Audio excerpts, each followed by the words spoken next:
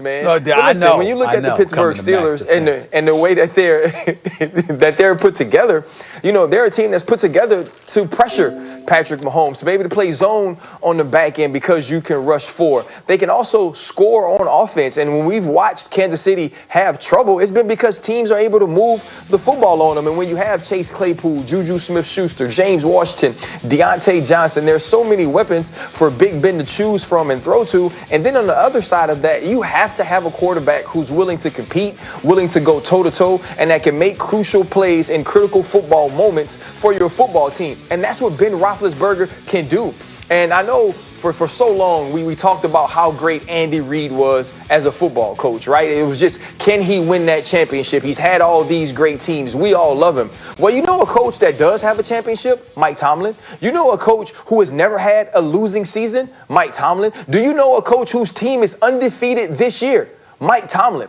And so when you look at everything that you need to be a winning football team, a championship football team, and dethrone a champion, the Pittsburgh Steelers have it. And they can absolutely unseat the Kansas City Chiefs as the AFC representative in the Super Bowl. I'm taking a wait-and-see approach to this, Ryan, in all seriousness, man, because I'm reticent, because you know this better than me. There are times, for example, where a mistake here or there is made by the Pittsburgh Steelers and their defense is able to overcome it. My fear is that you make those mistakes early and then you end up looking like Tampa Bay in the first quarter against the Kansas City Chiefs, because Patrick Mahomes and Tyreek Hill and Travis Kelce come out throwing bombs and running roughshod over you and put you in that kind of hole. We've seen that happen to the Pittsburgh Steelers before, particularly in a playoff game against Jacksonville with Blake Bortles as their quarterback. Imagine what could happen if something like that went against what happened with Patrick Mahomes. So I'm not doubting. It's a different team, though. I know that. It's a different, and I totally get that. I understand it's a totally different team, and I keep bringing up the weapons. But I'm going to tell you why a guy like James Conner, this is where my reticence comes in. Love James Conner, Max, Ryan, respect him, love his story. We understand the adversity that he's overcome. God bless him. We wish him nothing but the best. And he's pretty damn good. But I guess I'm spoiled a little bit, Ryan, by the Jerome Bettises of the world, the Le'Veon Bells of the world, guys that come out of the backfield that can really, really assist you in moving the chains and keeping the ball out of the opposing team's offense. That's a question mark I have. I have no question about the Steelers receiving. I see Ben complete 67% of his passes. The Claypools, Juju Smith-Schusters, Eric Ebron, James Washington, Deontay Johnson. They go 5 wide. We know what time it is. We get it. But you've got to be able to methodically march down the field and beat a team and keep the ball out of the opposing offense's hands.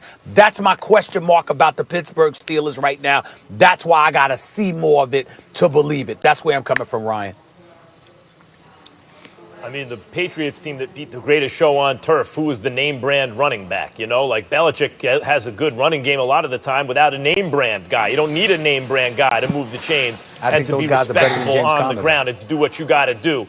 But I mean, like Tomlin right now, Mike Tomlin has a chance to elevate his stature, his status among the all-time great coaches. He's already a future Hall of Fame coach. He's won Super Bowls. He's come in and went 8-8 without a quarterback, starting a third stringer. But look what he's doing this season. He's 10-0, right? Now imagine for a second that they wind up in the AFC Championship game against the Kansas City Chiefs, and he turns in a coaching performance. He has a team like the Patriots that played the greatest show on turf. Oh, my God, the greatest show. These Rams, they can't be beat. They have the receivers. They have everything they need, right? Like, but that well-rounded New England team who wasn't going to show you how great they were against run-of-the-mill teams. They needed another great team to bring it out in them, to show you everything they could do. If Pittsburgh does that to Kansas City, that actually... The year after we said Mike Tomlin just turned in his best coaching performance. Actually, that would be Tomlin's greatest coaching performance, and it would elevate him even more. Here's the problem. He'd be going against Andy Reid if you're asking, can they knock off the Chiefs to win the AFC?